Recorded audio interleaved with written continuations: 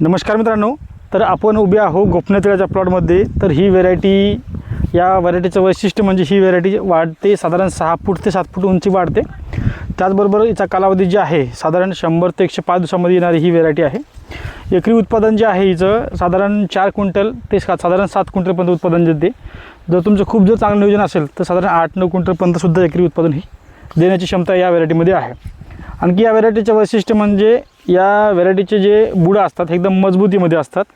आणि आणखी एक वैशिष्ट्य म्हणजे साधारण या व्हेरायटीला 6 पदरी बोंडी असते। जे तुम्ही हायब्रिड वाणा लावता त्याला साधारण 2 पदरी ते 4 पदरी बोंडी असते। याला प्रत्येक झाडाला 6 पदरी, 8 पदरी आणि 10 पदरी सुद्धा बोंडी तुम्हाला बघायला मिळते। ही व्हेरायटी उन्हाळी आणि पावसाळी या दोन्ही सीझनमध्ये येऊ शकते। हिचा कलर जे आहे थोडासा लाईट धीमा असते आणि त्याचबरोबर वजनाला तुमच्या हायब्रिड वाणापेक्षा साधारण वजनाला 20% उत्पादन वजनामध्ये ही जास्त राहते। कारण की आपण याच्यामध्ये बघितलेलं आहे की गोफण्या तीळ जे फिकट कलर असतं थोडंसं, परंतु तेलाचं प्रमाण याच्यामध्ये जास्त असल्यामुळे ही वजनामध्ये जास्त भरते। त्याचबरोबर आणखी एक वैशिष्ट्य सांगायचं म्हणजे वारं वावटळ जरी आली, समजा गारपीट वगैरे झाली तर ही तिची उभं राहण्याची क्षमता आहे ही जास्त आहे। कारण की आपण साधारण आज रोजी 3 ते 4 वर्ष होत आहे दरवर्षी आपण गोफण्या तिळाचे जे उत्पादन जे आहे हे आपण घेत आहोत। त्याच्यामध्ये कमीत कमी उत्पादन आपण 5 क्विंटल 6 क्विंटल उत्पादन आपण दरवर्षी याच्यामध्ये घेत आहोत। आणि एकदम जबरदस्त व्हरायटी आहे। पानाचा जे आकार आहे हे मोठमोठा असतो आणि साधारण 2 फुटाच्या वरी याला माल लागत असतो।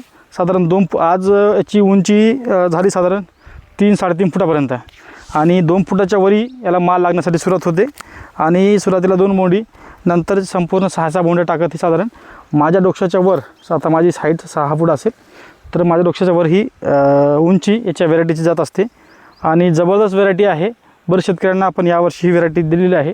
ज्यांना कोणाला व्हेरायटी भेटली नसेल तर आपण 15 मेच्या नंतर ही आपण उपलब्ध करून देणार आहोत। बऱ्याच शेतकऱ्यांना यावर्षी पावसाळ्यामध्ये सुद्धा व्हेरायटी लावायची असेल तर ही व्हेरायटी पावसाळ्यामध्ये सुद्धा चालते। कारण की ही व्हेरायटी गावरानीमध्ये मोडते। जे पहिल्यांदा जे शेतकरी पावसाळ्यामध्ये करायचे उत्पादन तिळाचं तर तीच व्हेरायटीमध्ये ही मोडते। याला आपण गोफण्या तीळ म्हणतात। बरेच शेतकरींना माहीत नसेल गोफण्या तीळ काय असते।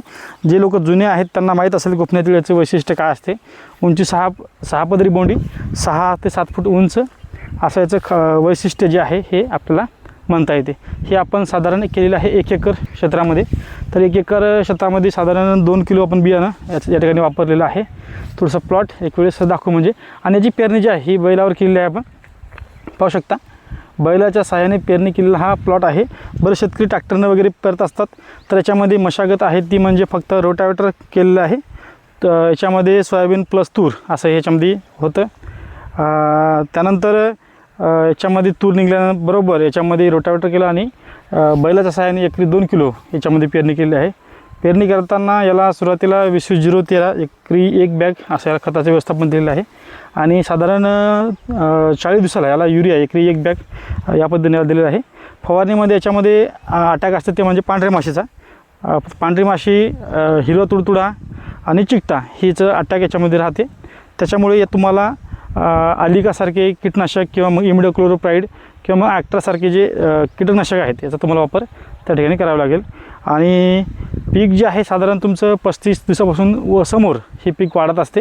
बरेच शेतकरी घाबरून जातात की आमचं पीक वाढत नाही, तर कोणत्याही तिळाचे पीक जे आहे साधारण 35 दिवसाच्या पुढे हे एकदम पिकअपने वाढत असते। त्याच्यामुळे घाबरायचं कारण नाही। आणि आज रोजी या प्लॉटला झालेले आहेत साधारण 60 ते 65 दिवस झालेले आहेत।